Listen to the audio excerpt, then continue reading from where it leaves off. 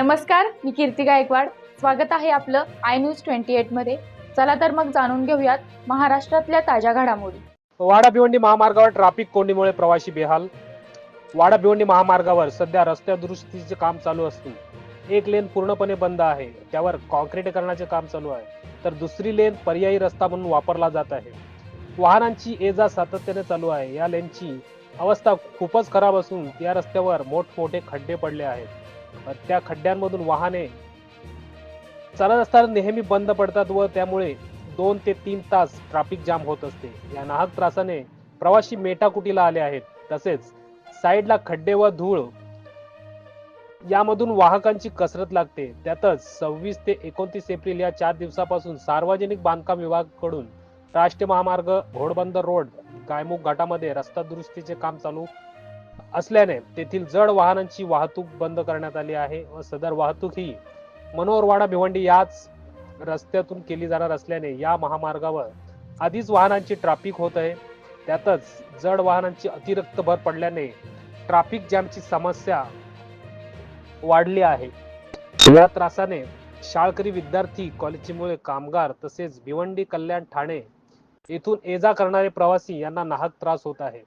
सदर वाहतुकीच्या रस्त्याचं काम ईगल इन्फ्रा या कंपनीला दिलं असून या वाहतुकीसाठी जो रस्ता वापरत आहेत ते काम डांबरी करून द्यावे, जेणेकरून प्रवाशांचे हाल होणार नाहीत, अशी मागणी रस्ता संघर्ष समिती यांच्याकडून होत आहे.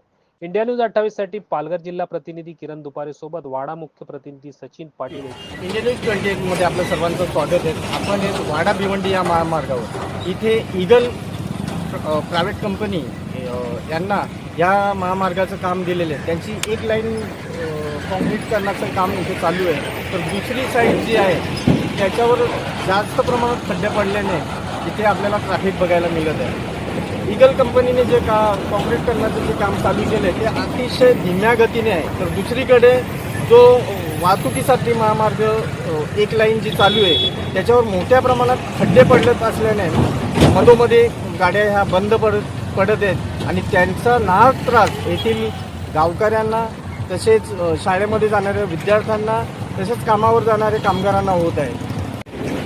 तसेच गेल्या 2 दिवसापासून घोडबंदर अहमदाबाद मार्गावरील अवजड वाहनांची ट्रॅफिक तिकडे काम चालू असल्याने बंद करून तीच ट्रॅफिक वाडा, भिवंडी, मनोर या मार्गाने सुरू होत असल्याने त्याचा लोड येथील ट्रॅफिकवर मोठ्या प्रमाणात पडला असून येथील नागरिकांना, तसेच शाळेमध्ये जाणारे विद्यार्थी असोत किंवा कामावर जाणारे कामगार असोत यांना या ट्रॅफिकचा नाहक त्रास आपल्याला बघायला मिळत आहे. आणि त्याचबरोबर एक लाईनचे काम कॉन्क्रीट करणं चालू असताना दुसरी लाईन जी आहे ती लाईन खड्डोमय असल्याने जास्तीत जास्त खड्डे त्याच्यावर पडलेले असल्याने याचा नाहक त्रास येथील गावकऱ्यांना तसेच कामगारांना कामावर जाण्यासाठी होत आहे.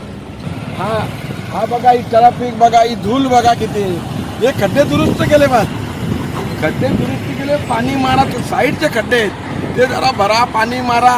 आपली 2-4-5 माणसात कॉन्ट्रॅक्टर पर रात्री ठेवा. काय सुविधा, गाडीची JCB काय ना काय हेड्राबिटा ठेवा.